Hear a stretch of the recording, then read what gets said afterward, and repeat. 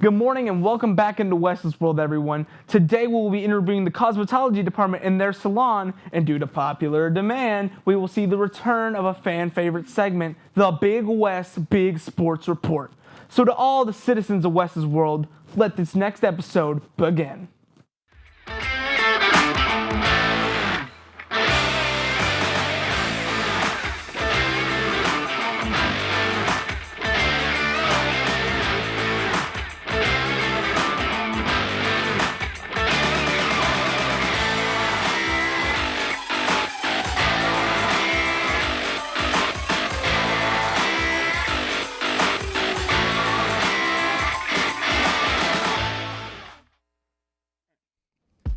On the inaugural edition of Wes's World Travels, we are here at room 2226, the Cosmetology room, and we're going to go in there and interview them and see what's going on.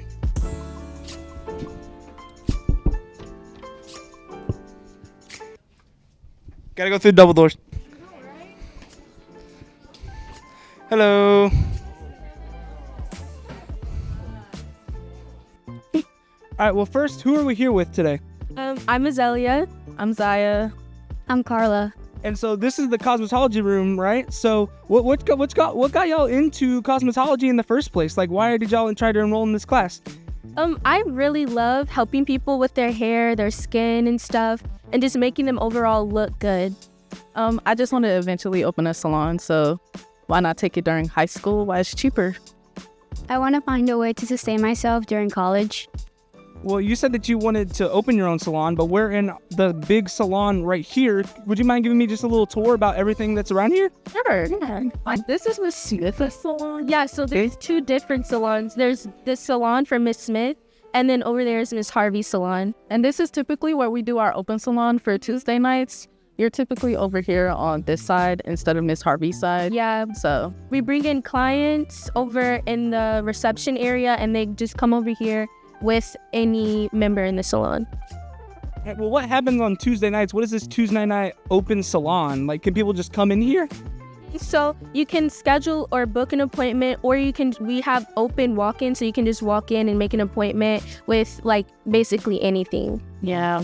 And it's like, it's not a specific person you technically work with. You can work with anybody. So You can technically request who you want to like get your work done by when you're booking, and we're trying to see to make a little pre-booking application, so stay tuned for that. yeah. So pre-booking applications stuff. Now, I got hair. Is there is there anything y'all could do for me right now, really quickly? Because I got big eyebrows. So wax them?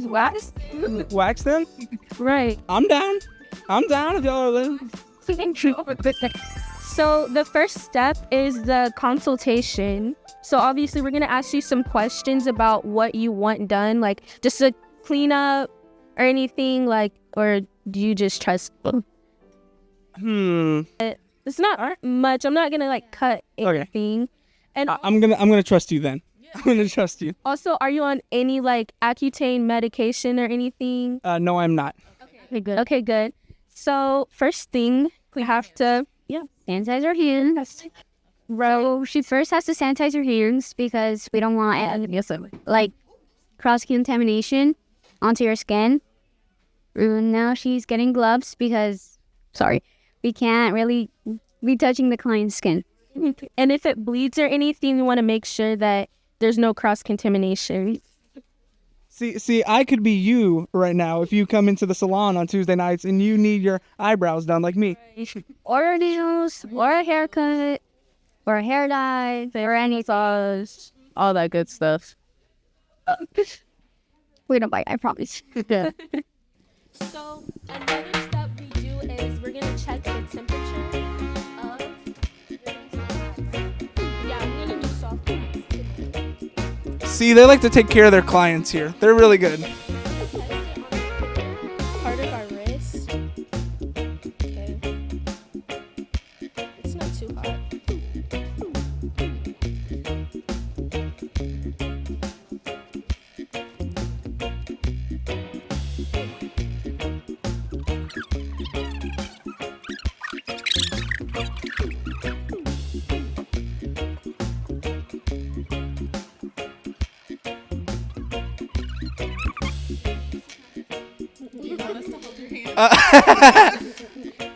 I'll just count to 3.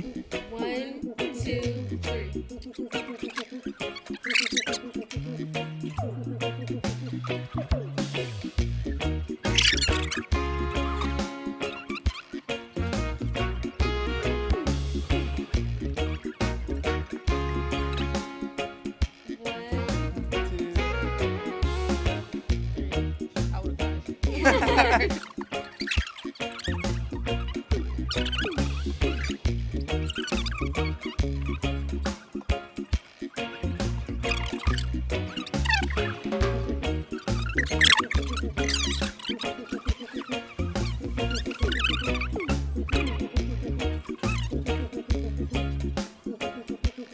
And you're done. What? Wait. All right. All right. Well, I like it. Thank y'all very much. Oh, sorry. All right. Well, that was our walk-in and our interview with the cosmetology department, and we're gonna send you back to the studio.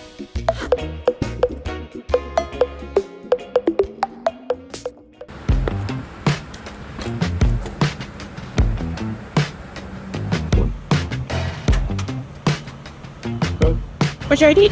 I left it at home, but I don't know why that's such a big...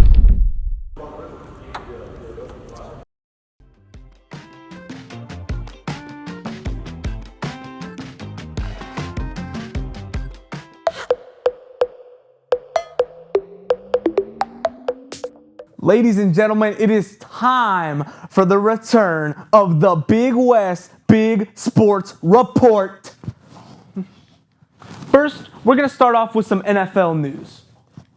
Starting off, the big news of this offseason, the big storyline has been Browns quarterback Shedeur Sanders. Sanders, you've heard that last name, he is the son of legendary Deion Sanders.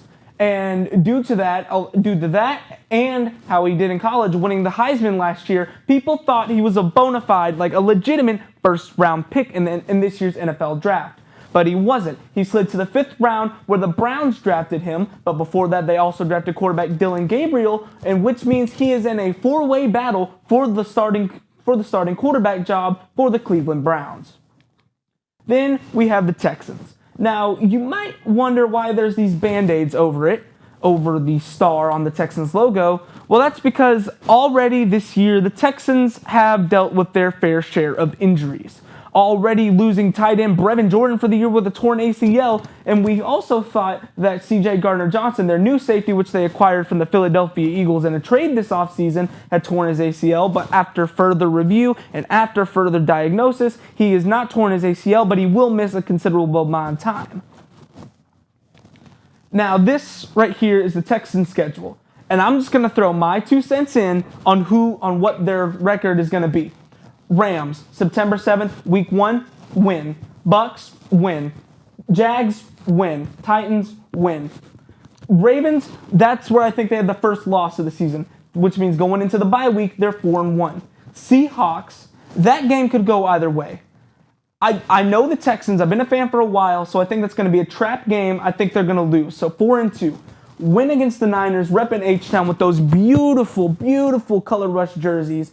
At the Broncos, Legends Homecoming, week 9 at NRG Stadium.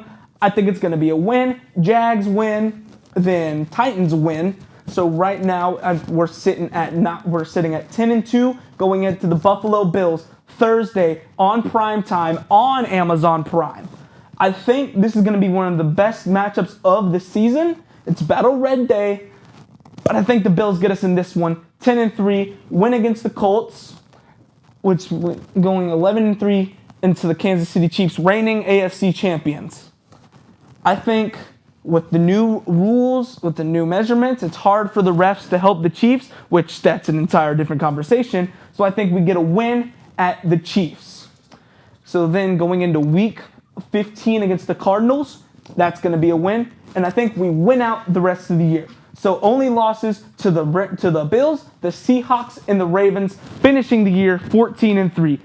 I'm just saying, I love this Texans team. The additions of Nick Chubb, it adds so much. And the Texans, they made a lot of deals during this offseason in free agency and trades. But those weren't the only deals being done in sports. One of the biggest events, one of definitely the biggest storylines or stories this summer is now that WWE is sending all of their pay-per-views to ESPN on a new streaming service. This has been in the talks for a while, it seems, that people have always rumored that WWE will eventually partner with ESPN on something, but now it's official.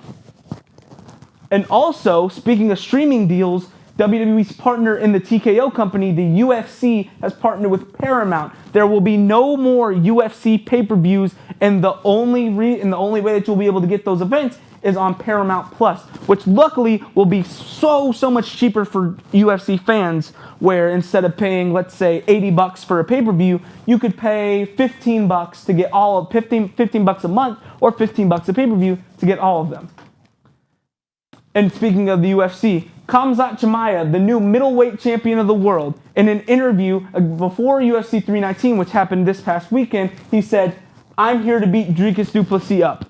He beat him up. He beat him up bad. If you go back and watch some of the fight, it was 25 minutes of a man getting slaughtered in an octagon legally. And finally, one of the first stories I did was about the Chicago White Sox and how much they sucked last year. But this year, our lovable losers of the MLB are the Colorado Rockies. And I have a little chart here to compare the two. So for the 2024 Chicago White Sox, in total they had 121 losses and a negative 303 run differential. And the Rockies so far into August, they have 90 losses and a negative 330 run differential.